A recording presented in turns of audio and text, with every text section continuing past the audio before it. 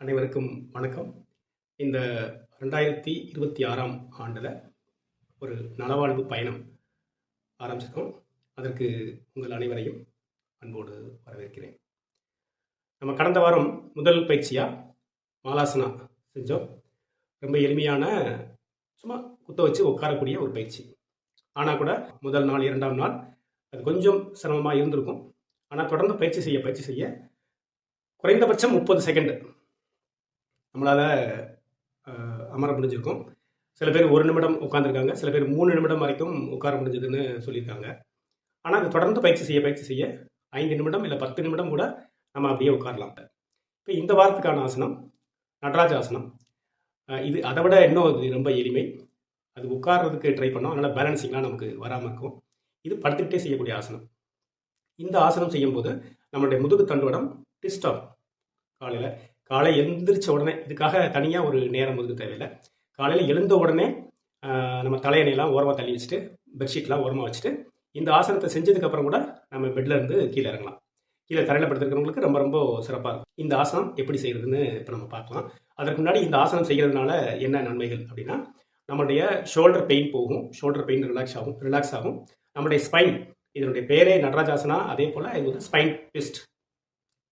இந்த முதுகு தண்டுவடத்தை நம்ம இந்த மாதிரி ஒரு முறை நம்ம ட்விஸ்ட் பண்ணுறதுனால இந்த உடம்புக்கு போகக்கூடிய எல்லா நரம்புகளும் இந்த முதுகு தண்டுவடத்துக்குள்ளே தான் போகுது. அப்போ இந்த முதுகு தண்டுவடத்தை நம்ம ட்விஸ்ட் பண்ணுறதுனால என்டையர் நரம்பு மண்டலத்தையும் நம்ம ஆக்டிவேட் பண்ண மாதிரி இருக்கும். முதுகில் நமக்கு வந்து டிஸ்க் ப்ராப்ளம்லாம் வருதுன்னு சொல்கிறாங்க இல்லையா, டிஸ்க் ப்ராப்ளம் வரும், பேக் பெயின் வரும். இதெல்லாம் நம்ம தொடர்ச்சியாக செய்யும்போது இதெல்லாம் வராமல் நம்ம தவிர்த்துக்கலாம். வாங்க இப்போ நம்ம அந்த ஆசனம் எப்படி செய்யறதுன்னு பார்க்கலாம். நம்ம ஸ்பைன் ட்விஸ்ட்டுக்கு கம்ஃபர்டபுளாக படுத்துக்க போகிறோம். இப்போ முழுமையாக பின்பகுதி எல்லாமே தரையை தொட்ட மாதிரி இருக்கணும், வளைஞ்சு இருக்கக்கூடாது. கம்ஃபர்டபுளாக படுத்துக்கோங்க. கைகளை நம்மளுடைய ஷோல்டர் லெவலுக்கு 90 டிகிரி திருப்பி வச்சுக்கலாம். இப்போது வலது காலை இடது காலினுடைய முழங்கால் வர கூட்டு வர கொண்டு வந்துட்டு, இப்போது உடம்ப இடது பக்கத்துக்கு போகிறோம். பார்க்கறது வலது பக்கத்தினுடைய கையை பார்ப்போம்.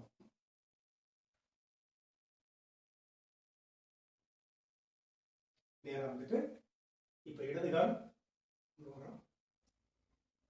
உடம்ப வலது பக்கமாக திருப்ப போகிறோம். பார்க்கறது இடது பக்கம் பார்க்க போகிறோம்.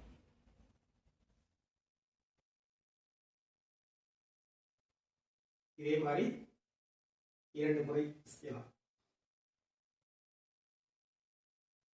கால் வந்து தரையை தொடரணும் அப்படிங்கிறது இல்லை, எவ்வளோ முடியுதோ அவ்வளோ பண்ணால் போகும்.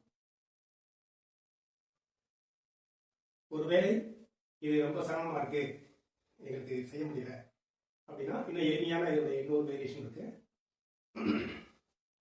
கால்களை மடக்கினா கைகளை நம்ம தலைக்கு கீழே வச்சுக்கலாம். இதே தான், ஆனால் நேராக பார்க்க போகிறோம். இடது பக்கமா அப்புறம் வலது பக்கம் கால்கள் மட்டும் போகும்போது இது செய்யும் போது இந்த கை கையை பற்றமையே இருக்கணும். நம்ம திரும்புறப்ப கையை அப்படி தூக்கக்கூடாது. நம்மளால எவ்வளவு தூரம் முடியுமோ அவ்வளவு தூரம் திருப்பலாம்.